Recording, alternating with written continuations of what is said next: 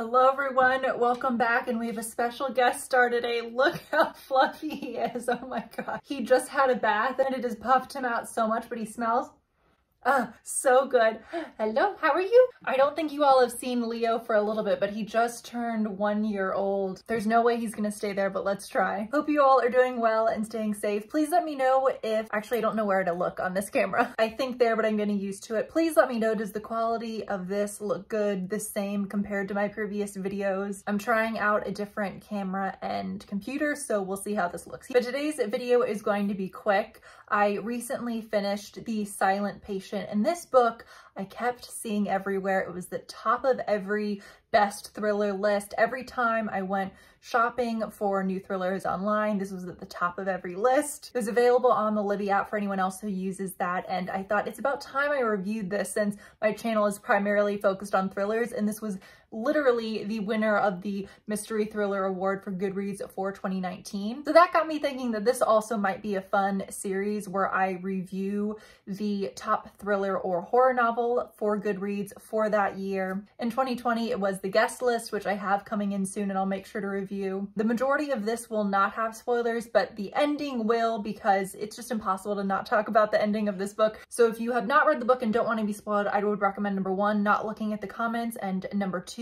exiting out of the video before this timestamp. Okay, let's get into a quick summary, pros and cons with no spoilers, and then we'll get into spoilers. So first, for a quick high-level summary, this is told from 2 different perspectives. On the one hand, it's told from Alicia's perspective, and one day she decides to come home and shoot her husband 5 times in the face, I think it is. And from that point on, she does not speak. She does not utter a word. That's why she is the silent patient in this mental facility. And the other perspective is from Theo. He is a psychotherapist very interested in Alicia's case, and he takes the job at this hospital so that he can specifically try and help Alicia and figure out exactly what happened. First, for some pros, my favorite piece, he's just gonna jump off. He has no sense of self-preservation, so 1 second, that bed's really high.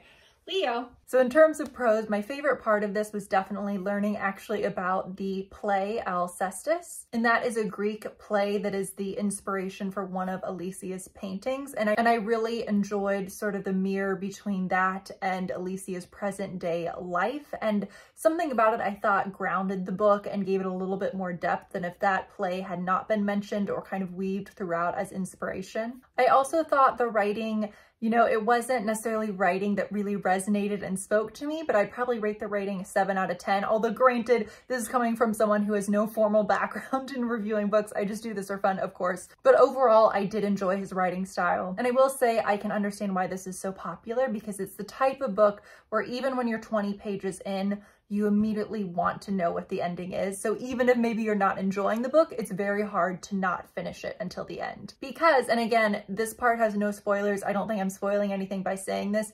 Even when you're only 20 pages into the book, even when you've read 0 pages and all you've read is the Goodreads summary, it's very, very apparent that there are only a few options. Either Alicia is faking it, either we don't have a true perception of what happened, or Alicia is the victim and it's someone else in her personal life that has caused this to happen. And so you really are left guessing and have all these other characters you think might be at play, so it does get very addictive. And that is it for pros, and we're gonna get into cons, of which I have quite a few. What I'll say first is that, and this is just my 2 cents, I did not enjoy Theo's perspective whatsoever. Maybe it's because I listened to this as an audiobook and maybe I just didn't enjoy the narrator, although he had a very beautiful voice. But something about the way Theo viewed the world just felt incredibly grating, and maybe that was intentional, but I just found him incredibly annoying. And when you read the summary on the back of the book, I think I went into it thinking this would be 50-50, Alicia's view and Theo's view, when in reality, at least this is what it felt like. It felt it was 80% Theo, with just a little bit of Alicia's perspective back in time weaved throughout. But I really would have enjoyed this, I think, so much more if more of Alicia's perspective had been included, just because I did not enjoy reading Theo's point of view. I also did not enjoy, beyond just not really enjoying Theo's perspective, I was not interested. I did not care about any of the main characters, any of the side characters. They felt very surface level. I was just not interested and invested in anyone, and no one felt like a real person you would have run into in real life. There just wasn't a lot of depth, in my opinion, to any of the characters. The book also, and again, I don't think this is a spoiler for me saying this happens with any thriller, but I think especially with this one, every single character, when, you know, you're hearing Alicia's perspective, you know, back in time, it is horrible. Every single person she encounters does something horrific to you, and you think, okay, well, maybe this person, you know, caused the death of her husband to happen. Maybe it was this person, maybe it was that person. There's even a line where, and I won't say this ends up being the person or not, but it was just, you know, the author is just beating you over the head with trying to make you doubt all of these other characters. And it just felt too on the nose. There's even a line where Theo is meeting one of his coworkers, and one of his coworkers randomly goes into this monologue about how he used to be obsessed with a woman in his past and would stand outside her door and watch her and kind of stalk her. But, you know, it was really all her fault. And it's just things like that are just kind of haphazardly thrown in, try and get you as the reader to question who is really the bad person in this book. And in my opinion, just none of that was done incredibly well. I also thought the ending was very rushed. I wish there had been a little bit more to it. And again, I won't say any spoilers right now, but it's the type of ending that I saw a lot in a lot of thrillers in maybe 2018, 2019, a very, you know, similar style of twist. That's all I'll say. So overall, you can exit out now if you still want to read this before I get into spoilers, but I think I gave this 2 out of 5 stars. Certainly not the worst thriller I've read by any means, but in my opinion, should not have been the 2019 thriller of the year. Now getting into spoilers, so please go away if you have not read this yet. I had a feeling from the beginning that the twist, you know, this is essentially around time, and I won't name the other book that it reminded me of just in case some of you haven't read that. And if I say what this reminded me of, then going into reading that book, you'll realize what the twist is coming. But a lot of the twist has to do with the fact that you don't realize that Theo's perspective with his wife and their marital issues is back in time and it's not present day. And again, this isn't necessarily a fault of the author, but I had just read a couple of thrillers pretty recently that also had that similar twist.